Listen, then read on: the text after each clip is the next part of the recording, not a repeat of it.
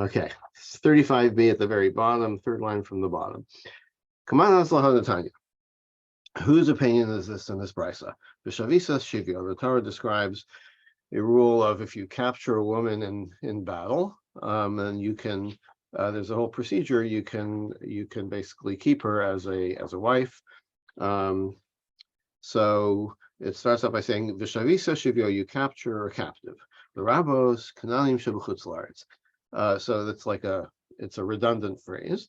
So it includes Canaanim, people from Canaan who are living outside of Canaan. Shimchozim b'tshuva mekablinosan. If they repent, meaning if they submit, I guess, then you can accept them as like they don't. The general rule in the conquest of Canaan was that they were supposed to kill everybody, but if it's outside of Canaan and the person kind of submits to the conquest, then you don't have to kill them. Come on, who's this according to? Rabbi Shimon. So yesterday we saw that Rabbi Shimon's opinion about the writing of the Torah on the rock was for the benefit of the other nations. They should be able to come and read the Torah and decide and give them the opportunity to accept it. So that general idea is expressed in this rule about even a Canaani, if under certain circumstances, can be accepted. Let's see how many miracles were done on that day that they crossed the Jordan. They crossed the Jordan. They came to Mount Hargrizim and Hareval, which was more than 60 mil away on the same day. And there was no one could stand in their way. Whoever did try to stand up against them, they lost control of their bodily functions. Shenemar, as it says, as I will send. God says in the promise of the conquest of Canaan, I will send my fear before you, and I will I will confuse the people that you are going to encounter there. And another verse in the Shiras Hayam, in the Song of the Sea, it says fear and terror will fall on them. So it's not referring specifically to how they were confounded, but the idea that no one could stand in their way. As God's promise was, I will, confuse or confound everybody who wants to stand in your way. Now we mentioned the Shiras Hayam, so we're going to riff on that. Ad Yavar Amcha Hashem, until your people crosses. Zubir Rishon, that's referring to the first time entering the land of Israel. Ad Yavar Amzu Kanisa, then it repeats it until this people that you have acquired pass. Zubi Ashnia, that's the second coming to Eretz Yisrael when Ezra came back from Bavel. And Ramiata, so you would say then Ru'in HaYisrael Asazon Nes Bevi Ashnia. There's an equivalence there. They should have had this miraculous second coming into Israel, right? In the time of Ezra, it should have been like a crossing of the Jordan kind of thing. But they weren't so worthy. Their sins caused them to experience a less miraculous, more natural process. Then, going back to the day of the crossing of the Jordan, they brought the stones, which we referred to yesterday, and they built an altar. They coated it with plaster. They wrote the Torah on it in 70 languages. Well explained. Behelu olos u'shlamim, they sacrificed. V'yachlu v'shasu v'samchu, they had a feast. U'berchu v'kilu, they did the blessings and curses that were prescribed to do on Hargrizim and Hareval. V'kiplu asabanim, then they took apart the stones, the altar. U'bol v'lonu v'gilgal, then they came to Gilgal and spent the night there. Shenamar v'avartem osam imachem v'hinachtem osam b'malon. As it says, the command to take the stones was to bring them to where you're going to sleep that night. Yochel b'chol malon and malon. Maybe it means, as we already saw, we quoted this yesterday or the day before. Maybe it means like everywhere that they stayed overnight, they had the stones with them. Talmud Lomar asher talinu bo halayla, the one where you're going to sleep tonight. And then it says that the 12 stones that they took, they set up where they at Gilgal. So it was only there that they set up the stones. It wasn't a permanent traveling altar or traveling exhibit. Tana, we have a brayso. So Sirolo Avraimai. The hornets. So God promised, I'm going to send hornets in front of you to kind of weaken the people of Canaan. So the brayso says that the hornets didn't cross with them. Hello, is that so? Really, really not. God says, I'm going to send the hornets before you. So what do you mean that they didn't cross with them? Amar Shimon ben Lakish, Al Sfas Yardin Amda V'Zarka Bahan Mara. They didn't actually cross into the land of Israel. They were on the eastern bank of the Jordan, and they spit their poison, their venom, on to the other side to subdue the inhabitants of Canaan. V'simsa enam, that milmala, that blinded their eyes from above. V'sir satan milmata, and it sterilized them below. Shanamar. I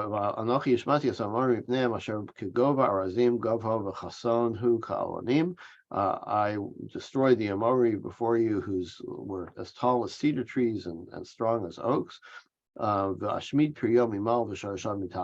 destroyed the fruit above and the roots below. So the fruit above is referring allusion to the site, and the roots below is sterility. Rav Papa Amar Shtei Siros Havai. No, there were two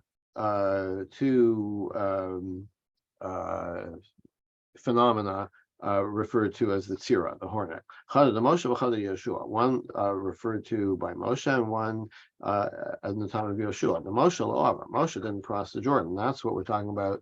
The hornets that spit their venom across the river. The Yeshua avar, but Yeshua was kind of in command of a swarm of hornets that did cross or did accompany them in the land of Canaan. So going back to what happened to the Har-Grizim and Har-Eval. So the Torah says these 6 tribes will stand on Har-Grizim for the bracha, and these 6, and it names them, will stand on Har-Eval for the klala, for the curse. So the Mishnah said just like that, six of the tribes went up to Har-Grizim. So my v'hachetzia. So the Mishnah says half of them on Har-Grizim and half of them on Har-Eval. Why does the Mishnah refer to half or hachetzia? Why the half? Amav kana kederech shechalukin kan kachalukin bi'avnei ha'ephod. So it's referring to another division of tribes, which was represented on the ephod, on the breastplate of the Kohen Gadol. Excuse me, in which each tribe was represented by a precious stone, and they were just kind of in two groups of 6. Mesa. So that's a question about that. And now we're going to talk about the ephod for a while, the breastplate.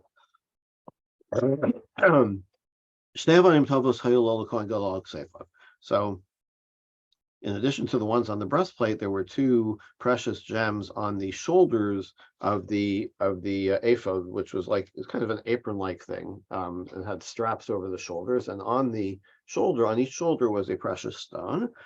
One on each side. The 12 names of the 12 tribes were written on them. Etched on them. Shishal Evan Zub, Shishal Evan Zub. 6 on one side, 6 on the other side. Shanamar Shishal Mishmosam al Evan Achas. 6 of the names on one stone. Shishal Mishmosam al Evan Hashenis Ketoldosam. And they were listed according to Ketoldosam, which we understand is the order of their birth. So Shnia Kitoldosam, so that word Kitoldosam, the order of their birth is mentioned about the second stone, below Rishon Kitoldosam, but the first stone was not necessarily according to birth order. Yehuda Mukdam. Yehuda, who is the 4th son of Yaakov, he was actually listed first on the first stone. Now there were 50 letters in all the names. Let's see, I haven't counted them but let's take it on faith. You can write it down and figure that for yourself if it's 50. 25 letters on each stone. Rabbi Chanina ben Gamliel Omer, so there must have been abbreviations because each name is about 5 or 6 letters. So 25. No, that could work. 25 letters. Levi was only 3. Yeah, that might work. So Rabbi Chanina ben Gamliel Omer, Rabbi Chanina says, Lo kaderech shechalukin b'chumash hapikudim chalukin b'avnei ephod. They weren't divided 6 and 6 the way they were in the way they camped, as it's listed in the book of Torah. Ella kaderech shechalukin b'chumash sheni. They were divided according to how they're listed in the genealogy in Shmos, in the second book of the Torah, which is Shmos. Kesa. How so? So if you look in Shmos, where at the beginning of Parshas Vayera, where it lists the tribes of the children of Yaakov, B'nai Leah Kasira. So the sons of Leah were listed in order. Reuven, Shimon, Levi, Yehuda, Yisachar, and Zebulun. B'nai Rachel, Echad, Mikan, V'Echad, Mikan. The sons of Rachel were listed like one end and one on the other end. In other words, Binyamin at the top and Yosef at the bottom of the list of 6. And the sons of Bilhah and Zilpah were listed in the middle. Dan, Naphtali, Gad, and Asher. So wait a minute. So we want to say that on the second son they were written in birth order. But if Binyamin is at the top, Binyamin is actually the last child. So how come he's at the top? It's not Ketoldosa. It's not according to their birth order. So Ketoldosa means something else. Doesn't mean birth order. It means Kishmos and Shakar Lehanaviyim. The names that they were given by their father, Velo Kashemos Shakar Moshe, not the names that Moshe gave them. What does that mean? Reuven Velo Reuveni. Right. So when the sons of Yaakov are listed, it just lists their name. When Moshe lists the encampment and how they're set up to camp. So he didn't say Reuven, he said the Reubenites, right? Reuveni. So what the Rice is saying is that they're listed by their actual names, like that given by Yaakov, without the it or the e at the end. So Reuven v'lo Reuveni, Shimon v'lo Shimoni, Dan v'lo Dani, Gad v'lo Gadi, etc. Tufta Rav Kahana. So doesn't that contradict what Rav Kahana said earlier, which says that where he said that the way they're listed, the way that the order they're listed at Hargrizim and Hareval is the same as they were listed on the ephod, but that's not this Bryce's view. So Tifta, yeah, and indeed it is a contradiction to Rav Kahana. So why? So we're coming back to this. Why does it say hachatzia then? If Rav Kahana, if this statement of Rabbi Chanina is not correct, we've just contradicted it. So what does vehachatzia mean? What does it mean the half? Tana. So we have another brisa. Chesio shel mul hagrizim, meruba mechesio shel hareval. By saying the half, it indicates that it wasn't a numeric half, right? It wasn't like 50% of the population and 50% there, because some tribes were bigger than others.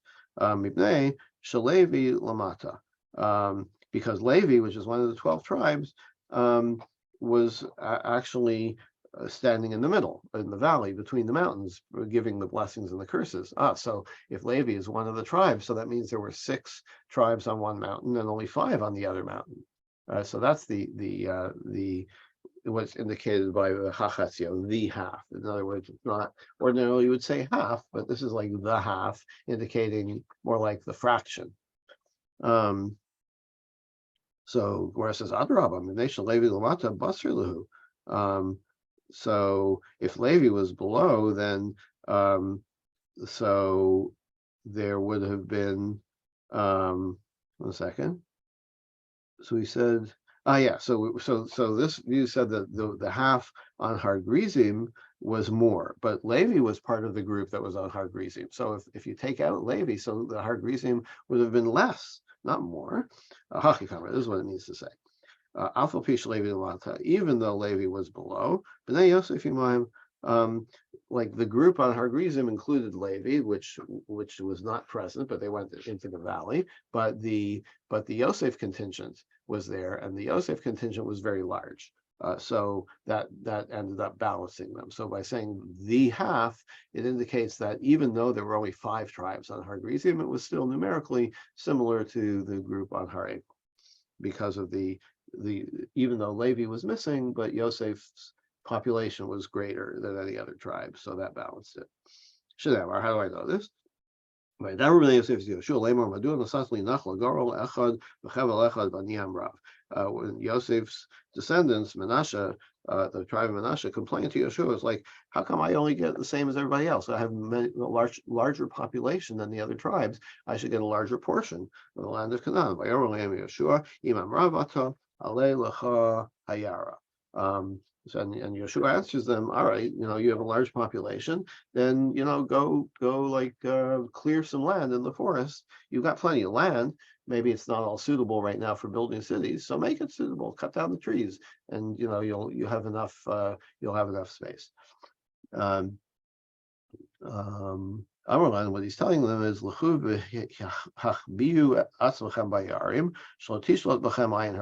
but the interpretation that we're giving is like, if you're so many people, go and like conceal yourselves in the forest, because if people see that how populous you are, then you'll get an ayin hara, you'll get an evil eye.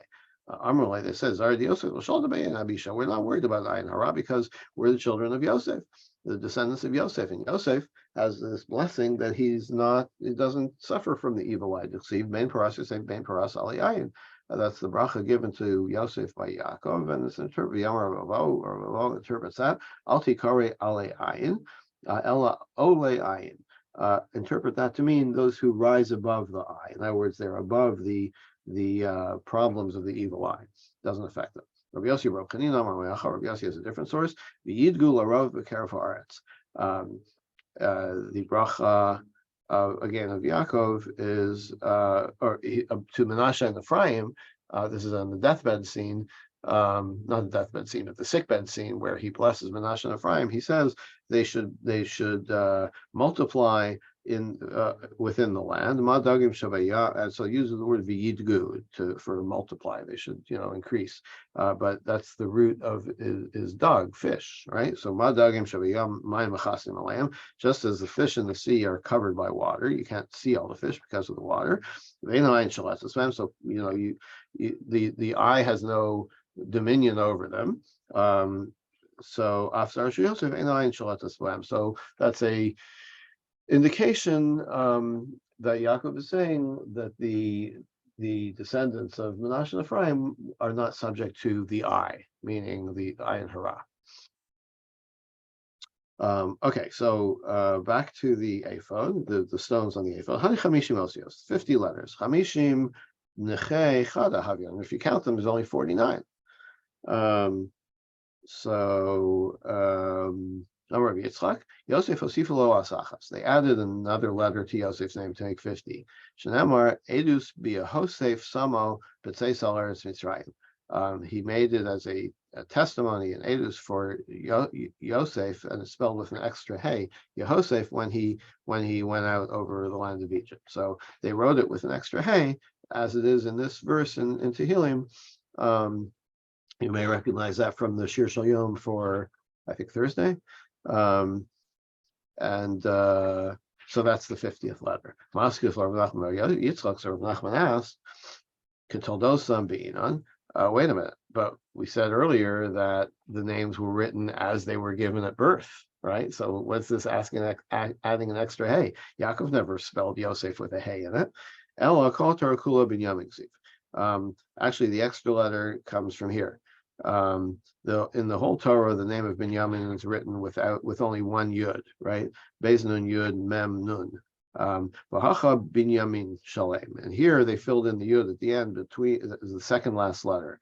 Tilsiv aviv Karlo Binyamin, because everywhere else in the Torah it's written without a yud, but when he's named by Yaakov, when he's born, he's named with it's written with the yud. So that's the 50th letter. Is that, and that accords with the idea that it was the names they were given at birth. Indeed, when it records his name as given at birth, it's with that extra yud. So that's the 50th letter.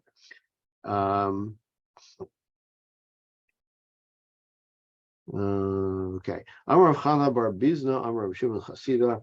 Rav Chana said, Yosef Shekida Shem Shemayim B'Seser. Yosef, who sanctified God's name in private, referring to when he refused the advances of Eshes Potiphar, the wife of his master Potiphar.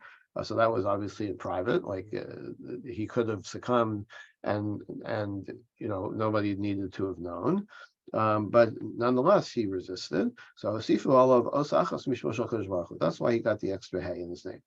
Yehuda Shekida Shem Shemayim B'Far Hasein. Yehuda, who publicly sanctified God's name when he admitted his wrongdoing with Tamar, his daughter-in-law. Nikra Kulo Al Shemo Shel Kodesh Baruch Hu. So his whole name. Because that was public, his whole name reflects God's name. Because the letters Yud, Hey, Vav, and Hey are present in Yehuda. So it's like it's out there for everybody to see. Whereas Yosef's extra Hey is just kind of slipped in the middle. Yosef Mahi. So what are we talking about? We're going to go into detail of how did Yosef sanctify God's name. The incident with the wife of Potiphar. Yosef, one day he came into the house to do his work. What kind of work was he looking to do? He was looking to do the dirty work, as it were. He was looking to do the work of sleeping with Eshes Potiphar. That was his intention. So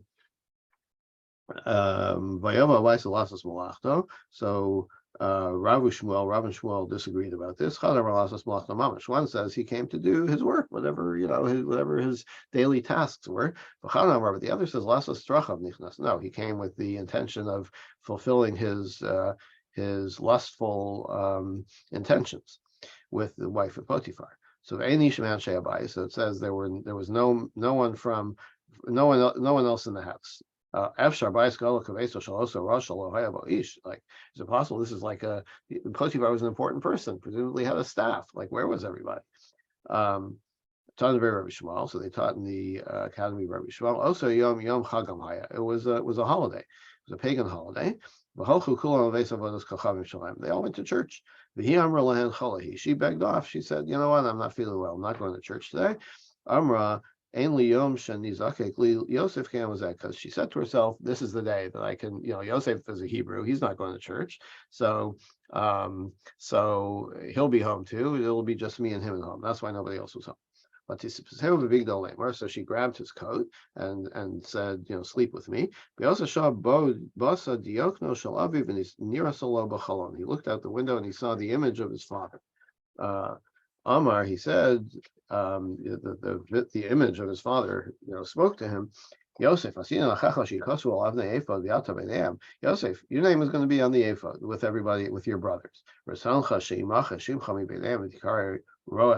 you want that name to be omitted because you're going to sleep with with Potiphar's wife? You don't want that. As it says, one who is a friend of, who's in the company of whores will lose a fortune. So miyad batesha beisan kashto. There's another phrase from the blessing of Yosef. His bow was strongly secured. Okay, so we're interpreting it not a bow like a bow and arrow. Shashava kashtole sano. His bow, meaning his erect penis, returned to its relaxed. So that's, in other words, he lost his impulse to sleep with Eshes Potiphar because of this vision of his father that he had. Vayafozus ro'yadav. And the blessing to Yosef from Yaakov continues. His arms were gilded. You can also read that as Zerah is his seed, right? His semen. So another reference to the subsiding of his intention to commit this adultery. Not Makarka. So what he did was he like stuck his fingers, into the ground to distract him from, from his actual desire. And his semen actually came out through his fingernails. Okay, that's how it was dissipated. That's how the desire was dissipated.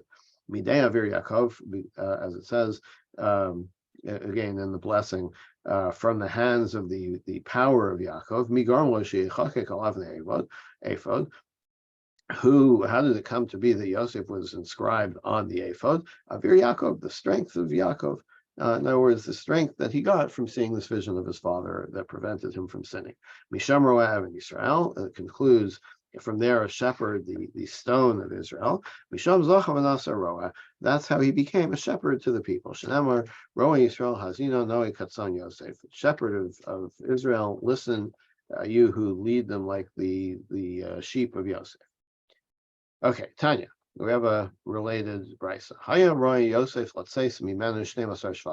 Yosef himself was worthy of being the ancestor of all 12 tribes. Just as Yaakov had 12 tribes, Yosef could have had 12 tribes. Shenamar, Ela told us Yaakov, Yosef. So when it says these are the history or the generations of Yaakov, the next word is Yosef ben Shvas Rishonah. It starts telling the story, starts by telling about Yosef. So it links Yaakov and Yosef. And in the context of these toldos, which really means in this case history, but we all often meant genealogy. So that links Yosef and Yaakov, that Yosef could have had 12 tribes of his own.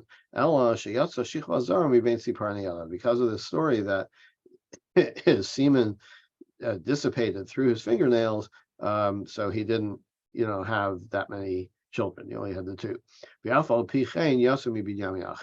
However, what happened to the other 10 that he was supposed to have? Binyamin had 10 sons, so with Menashe and Ephraim being Yosef's sons and Binyamin's 10 sons, that makes 12 tribes, as it were. All of Binyamin's 10 sons were named after Yosef. Gera, Naman, Echi, Rosh, Mupim, Chupim, Bar. All of these 10 names, we're going to find references to Yosef in them. Bella, the first name Bella, Shanivla ben Humos. Yosef was swallowed up among the nations, among in Egypt. Becher, Bechor le'imo haya. Becher is a reference to Yosef being a Bechor. He was the firstborn to his mother Rachel. Ashbel, Sheshavao El, because God made him a captive. Ashbel, so we're kind of finding that in the word Ashbel. Gera, the name Binyamin Sam Gera refers to Shagar Bachsanios. He lived Gar in inns, right? Like on the way. I guess that's like in places that were not his own, basically outside of the land of Israel. V'naaman Shanayim B'Yoser, he was very pleasant. Echi Varosh Achihu, he's my brother. Varoshihu, he's my chief. Says Binyamin. Mupim v'chupim. Hulo Ra v'chupasi v'ani lo risi v'chupaso. So chupim is because the reference to we didn't see each other. We weren't at each other's weddings because they were separated. By Yosef being in Egypt. Va'ard. And the last name, Ard, Yarad Levain Umas Olam. Ard is a reference to Yarad. He went down to Egypt. Ikadari Ard, Shapanav Domin Levered. Ard, Yosef was very handsome. Like a rose, he was pretty to look at. Okay. Amar Rav Chia bar Abba Amar Yochanan. Rav Chia said, B'shash Amar lo Paro Yosef, Ubiladecha Liyari Mishas Yado, when Paro elevates Yosef to the viceroy and he says, without you, without your say-so, nobody can even lift up their hand in the whole land of Egypt. Amru Signia Paro. Paro's astrologer said to him, look, this is a slave. This is a kid that they bought for like 20 pieces of silver. He's going to rule over us. He's a nobody. Paro said to them, no, I see royal characteristics in him. He's a somebody. Just because life circumstances made him a slave, he has nobility. Amrullah said, "You can Yehiyodeh b'shivim lashon." Oh, so if he's noble, he must know all the 70 languages of the world. That is, that's a rabbinic kind of superlative, that knowing all of the languages. So they're saying nobody can be a royal unless they're educated, unless they know all the languages. Okay, so Ba Gavriel Belimdo Shivim Lashon. So the angel Gabriel comes and teaches Yosef all 70 languages. Lo Havaku Gomar, but Yosef wasn't a good student. He wasn't getting it. So Hosif Lo Osachot Mishmo Shagash Baruch Hu Laman. So that's when the Hey was added to Yosef's name, to Yehosef, and then that enabled him to learn these languages. Shenemar Edus v'Yehosef Samo, but say so learns Mitzrayim, because that verse we quoted earlier, using the name Yehosef, is the pasuk concludes when he went out in the land of Egypt. Svas, and then it ends by saying Svas le'odati Ashma. A language I didn't know, I now understood. So after this Hey was added to his name, then he suddenly could understand languages. So Lamachar, so next morning, so next morning Paro tests him. He starts talking to him in French, Italian, German, whatever, and whatever he asked him, Yosef would answer in the same language. Then Yosef tests Paro. He says something to him in Hebrew. And